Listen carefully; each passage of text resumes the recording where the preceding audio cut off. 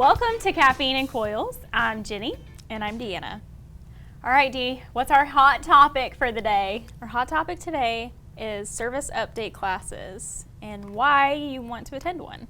All right, so we know from some of our EPA training, EPA certification studies, that it is actually the technician's responsibility to keep up with upcoming new certifications, regulations, all these changes that are happening. It's actually the technician's responsibility. So this is a good way to stay up to date with what's changing in the industry. Yes, it is. It's also a great way to get some free food, which was everybody loves free food. One of the things I asked some of our tech service managers who host the classes, I asked them what are some reasons why someone might want to attend, and that was one of the things, free food. Free food. I love it.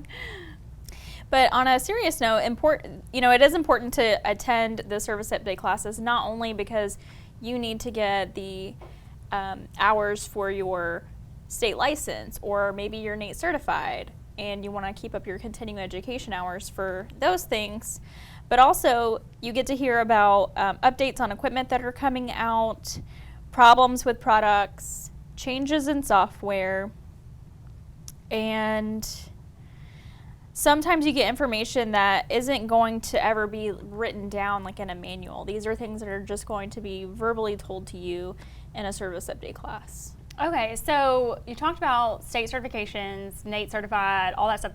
Can you tell, as someone who, I don't deal with this stuff, so I don't even know what the difference is. What does it mean to be NATE certified? How do you keep up with that certification? Give me more information on that. So a NATE certification is kind of an extra certification that you can get.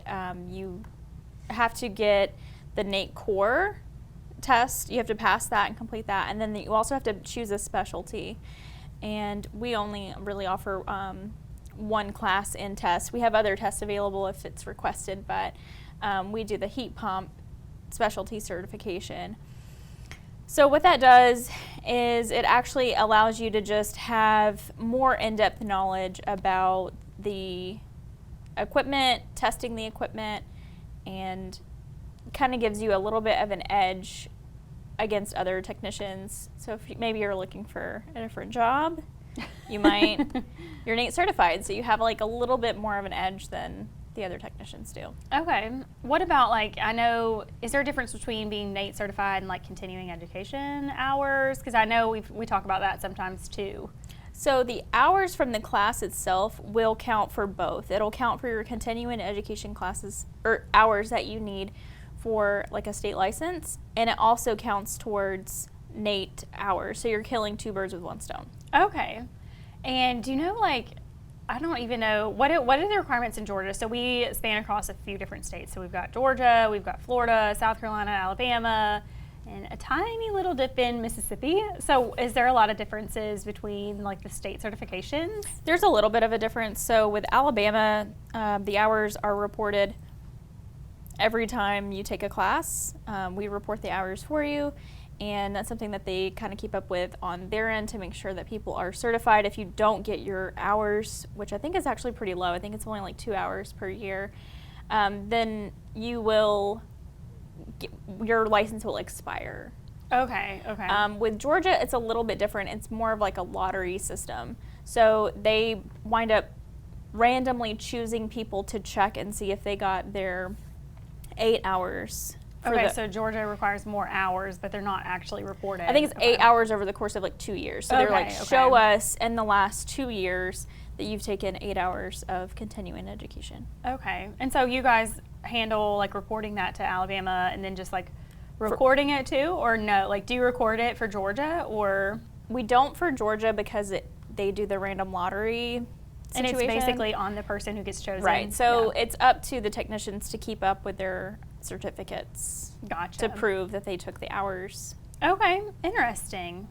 What else happens at these service classes? I almost feel like as someone who spends some time on forums, I feel like it's almost like an in-person forum of yeah, it is. Where the technicians talk and they talk about what they've seen and so-and-so's, quality control's gotten bad, or whatever.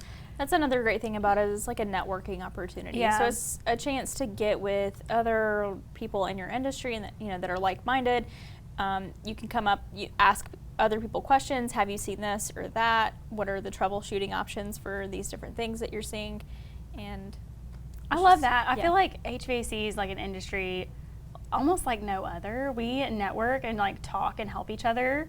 Even if we're competitors, it's like the weirdest thing. It's so funny to hear other industries talk about how like that's not a common practice, and I feel like it's such a common practice for us. Yes. So yeah, it's just a chance to rub elbows with other dealers and see what they're coming across and how they handle different situations. And how do you find out about the service classes? So we list the dates in our tech service, tech tips that comes out every month. We also have it listed on our website. If you go to our website and you go to the resources and events tab, the classes will be on that calendar. So Okay. you'll see them when they pop up. Right now we don't have any scheduled, but Okay. maybe by the time this podcast episode comes out, we will. All right, is there an email that they can like send to someone to get signed up for those emails? Yes, you can email servicetraining@mingledorfs.com and we'll make sure that you're signed up to get the updates for when classes are going to be coming out. Okay. What else comes from those for those emails? Is it just will they just get the class schedule, or will they get some of the newsletters and things that you guys send out as well? Yes, they would also get the tech tips, Okay. which is our monthly newsletter that comes out, and we have 3 different topics typically that we list. The tech service managers come up with 3 different articles to write. Okay. And they'll talk about some problem that they're seeing a lot in the field and how to remedy it. Okay. Awesome. Well, sounds like you guys have a really great setup for tech services and classes and things like that. So it's good to hear. I feel like Mingledorfs does a really good job of making sure there's plenty of opportunities to get your CEs in and all that stuff to stay certified and Right. stay up to date. So, Cody, you've been to service update classes. I have. What was it like? It's really good information for technicians. I mean, you guys have kind of covered it. They go over a lot of really invaluable resources, but they also will do like behind the scenes stuff. I know sometimes they'll do like vacuum pump clinics where you can come and get your vacuum pump serviced. There's, sometimes they'll do like tool sales. So beyond the obvious of the information being the key thing that you get, there's usually some bonus incentives as well to make it, worth your while that you wouldn't otherwise think about. So I love definitely that. recommended. yeah, I love incentivizing the technicians too, because I feel like, we make it a priority to take care of our dealers. And so I'm kind of like on this train of like making it a priority to take care of our technicians too, because I know Right. that they deserve it, especially in, temperatures like we're in right now when it's 130 degrees in the attic and they're sweating and they're, away from their families for such a long time during Yes. the day. I agree. All right. I think that's all that we have for today. Wait, what about our game? Oh my gosh, I totally forgot our game.